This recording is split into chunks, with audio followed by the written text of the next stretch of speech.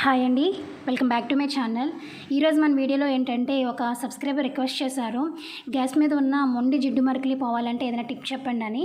ఈరోజు నేను చెప్పే టిప్ మీ అందరికీ చాలా బాగా యూజ్ అవుతుందండి. ఒక నిమిషంలోనే మీ గ్యాస్ మీద ఎంతటి మురికైనా సరే ఈజీగా పోతుంది.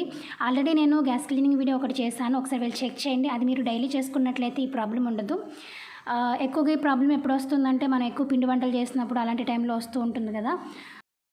ఇప్పుడు నేను ఇక్కడ గ్యాస్ ఎలా ఈజీగా క్లీన్ చేసుకోవాలో చూపిస్తానండి. ఎక్కువ జిడ్డు ఉన్నప్పుడు ఇది ఉపయోగిస్తే కనుక చాలా బాగా యూజ్ అవుతుంది. ఫస్ట్ అయితే దీని మీద ఉన్న స్టాండ్ అలాగే ప్లేట్స్ అవన్నీ తీసేసుకుని నార్మల్గా సోప్తో వాష్ చేస్తాం కదా, అలాగా క్లీన్ చేసేసుకోవడమే. దాని తర్వాత ఒక చిన్న గిన్నెలోకి 1 టేబుల్ స్పూన్ బేకింగ్ సోడా, అలాగే చిటికెడు పసుపు అండ్ ఒక చిన్న నిమ్మచెక్క అండి. ఈ నిమ్మచెక్క అనేది మనకి పాడైపోయిన నిమ్మకాయలు ఉంటాయి కదా, అది వేసుకున్న ప్రాబ్లం లేదు, జస్ట్ మనం క్లీన్ చేయడానికే కాబట్టి అదైనా వేసుకోవచ్చు.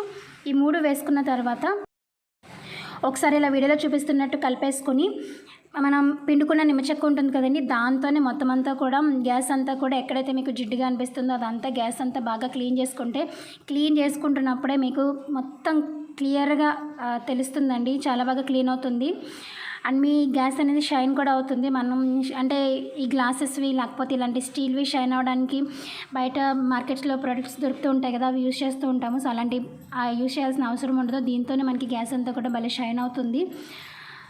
సో నిమ్మచెక్కతో క్లీన్ చేసేసుకున్న తర్వాత స్క్రబ్బర్తో కానీ, అంటే స్టీల్ స్క్రబ్బర్తో కానీ లేకపోతే ఇలాంటి సాఫ్ట్ దాంతో కానీ